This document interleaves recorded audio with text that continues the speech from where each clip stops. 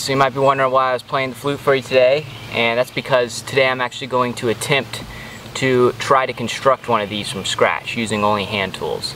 I've never done this before. This will be a first, so I'll be stoked if it works out first time. I did not make this one. This one is a store-bought one, but basically I'm going to be using this as a template to try to construct my own. I'm going to be using this chunk of wood left over from my atlatl video. This is a piece of black walnut, and my flute will be substantially smaller than this one since I've never done it before I spend a ton of time constructing a full-size flute like that.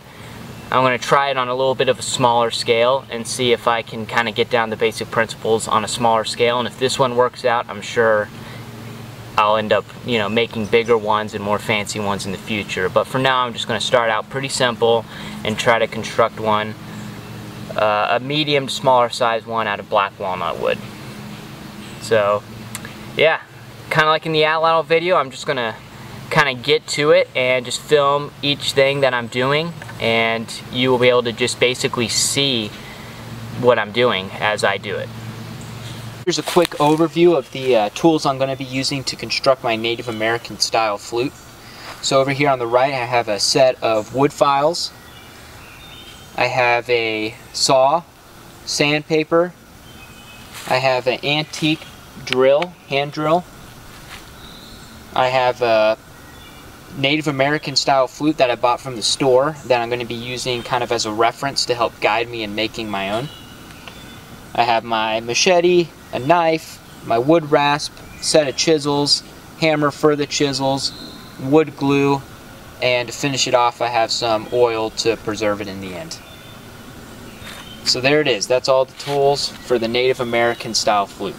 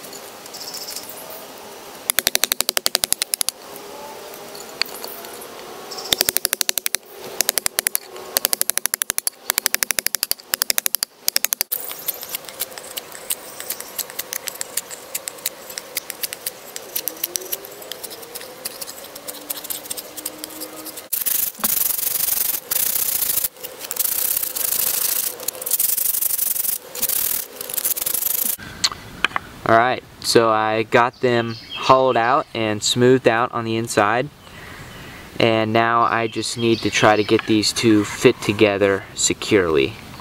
So I'm going to go ahead and get my knife and just kind of flatten out both of these sides and try to get them to connect real good and flush.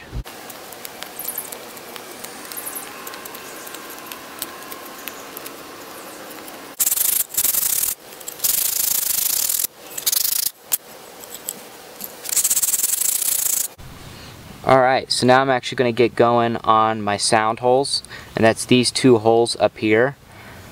And this is where the air is actually split and creates the vibration that creates the sound for the flute.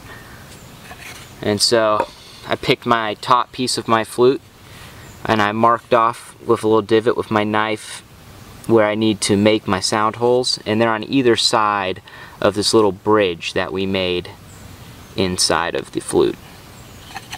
So I'm just going to take my gouge and start slowly working those holes in.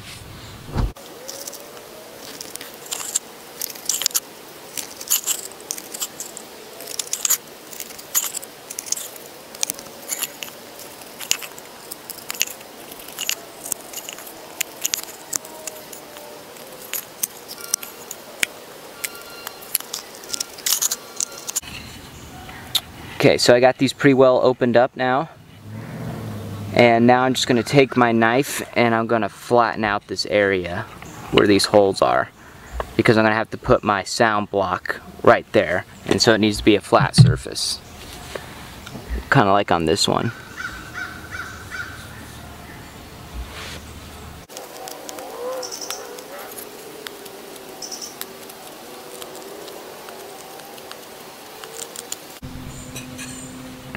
Okay, so I went ahead and got my sound holes more or less done.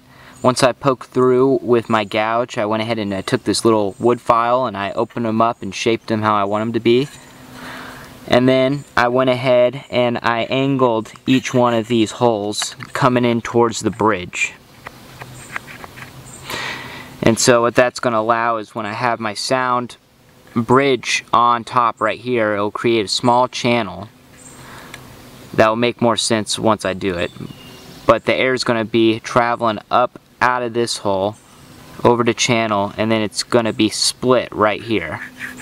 And that's why I'm using my file to really get that at a nice angle so that it splits the air right there. It heads over it and some gets caught down in it. And that's going to create that vibration that's going to give us our sound.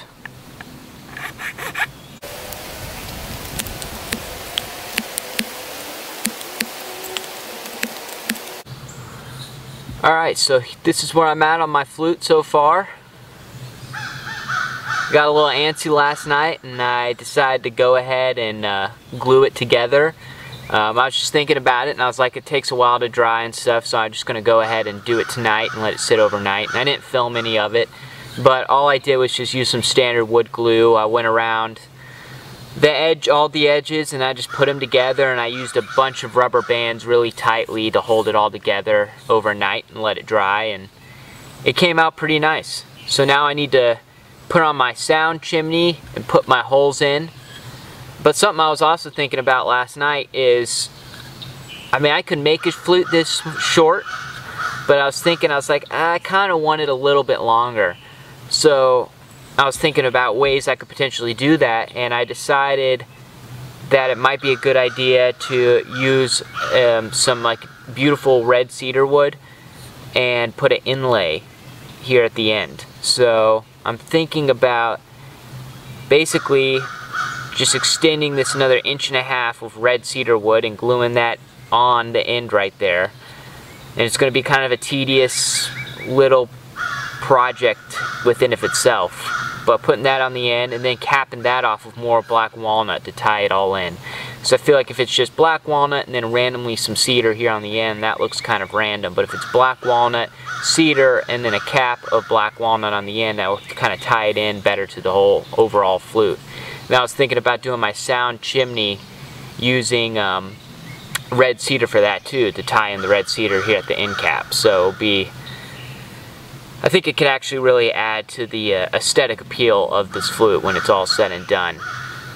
But that's kind of what I have envisioned right now in my head. It's kind of what I'm thinking I'm going to do, and that can change as I go about doing things. But as of right now, that's my plan. So this is where we're at so far.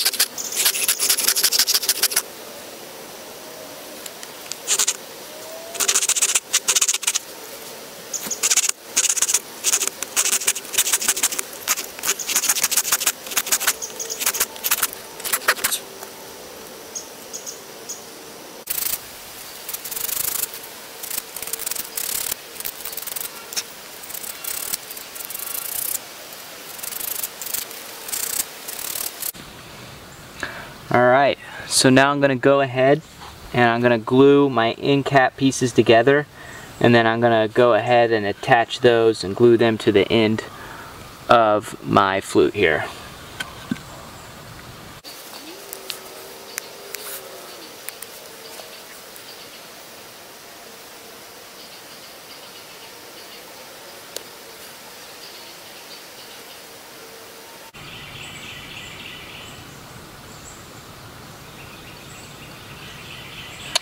Alright, got them connected. Now I'm just gonna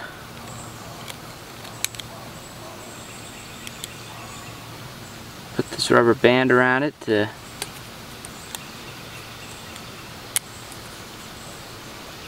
really hold it in place.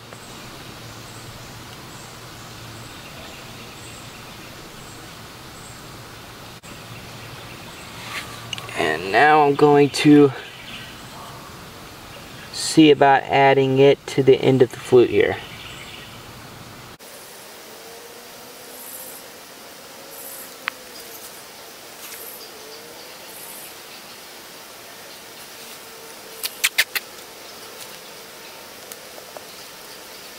Okay, I'm just going to hold the end cap in place with a piece of tape.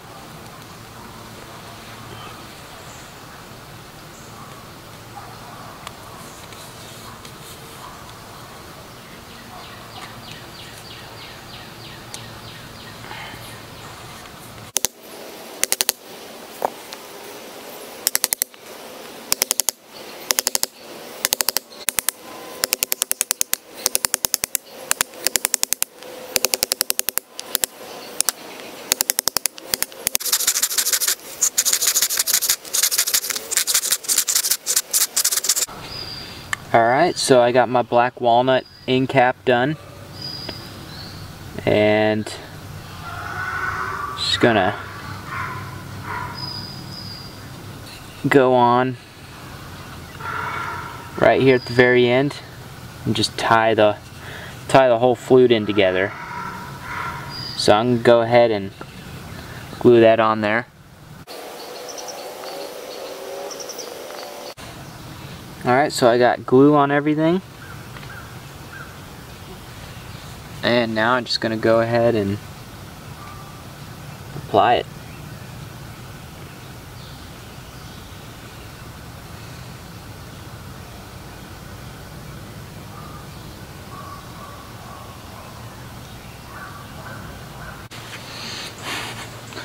Alright, while my glue's drying on my flute, I'm going to go ahead and create this piece right here, which is the excuse me, is the channel that the air travels through and comes out right here where it gets split and creates that vibration. So let me show you how that works real quick.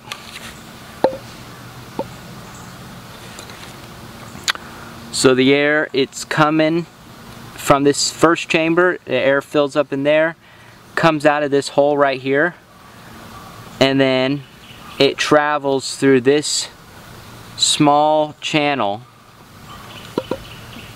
See how that's, you know, has very finely shaved in there, and that just allows just a little pocket of air to come out of this hole, travel through that channel, and then come over this hole right here, and some of it goes down into the hole, and right there is where that air splits, creates the vibration, which creates the sound. So I'm just going to go ahead and start carving out this piece for my flute. And I'm going to be using a little piece of cedar for that.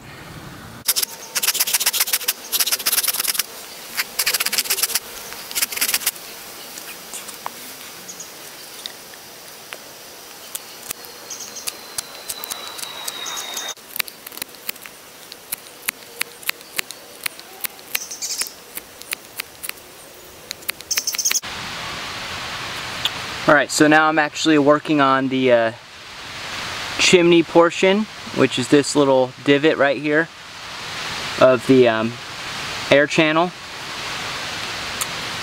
And so the way I'm doing that is I took my knife And I just slowly started carving a V into this piece of wood right here. And before too long I had a pretty big opening, and then I'm just periodically coming through with this file and angling everything off to make it that nice square.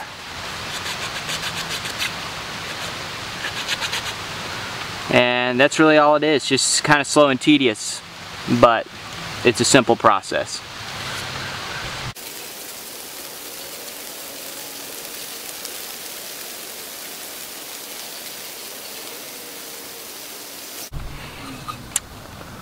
Alright, so I got my sound channel done, my chimney done, and I still got all this tape and stuff on my flute, but I'm going to go ahead and see if it can make a noise.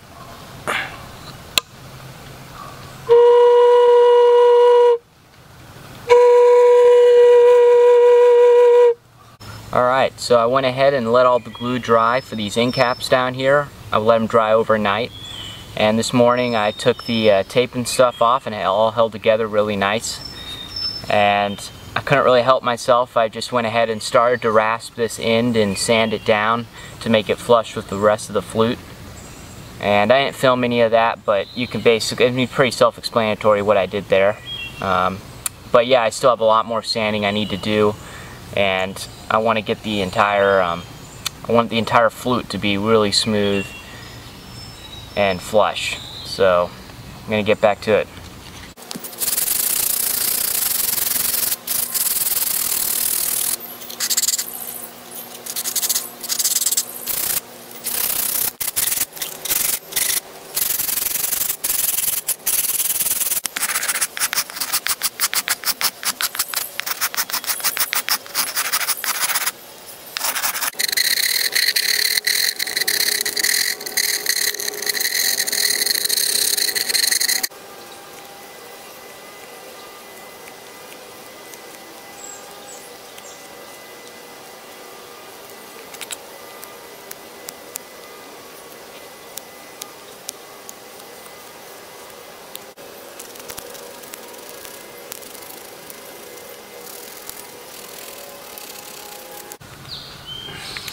Alright, so now I'm actually going to go ahead and I'm going to drill in the holes using this old antique hand drill. And I just used some Sharpie and I just marked out where I'm putting my finger holes, and I didn't really do anything except for hold the flute where I thought it felt good and marked them. I don't know if there's really much rhyme or reason to hole making. I found contradictory stuff on the internet, so I decided I'd just kind of wing it and see what happens. So yeah, gonna be real careful with this.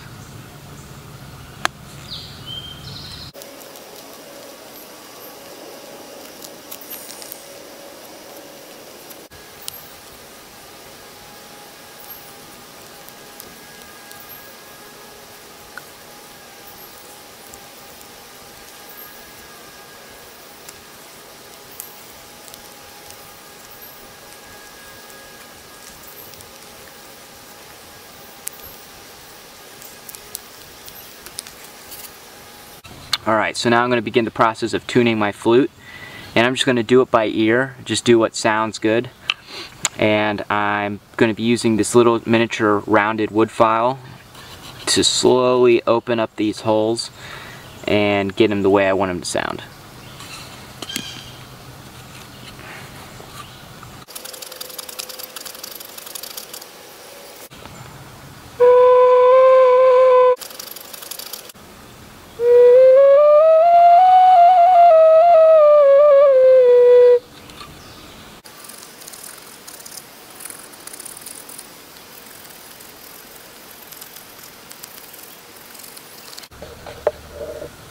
Alright, so now I'm moving on to the very final stage, and my personal favorite stage, and that's the oiling of the wood to preserve it. So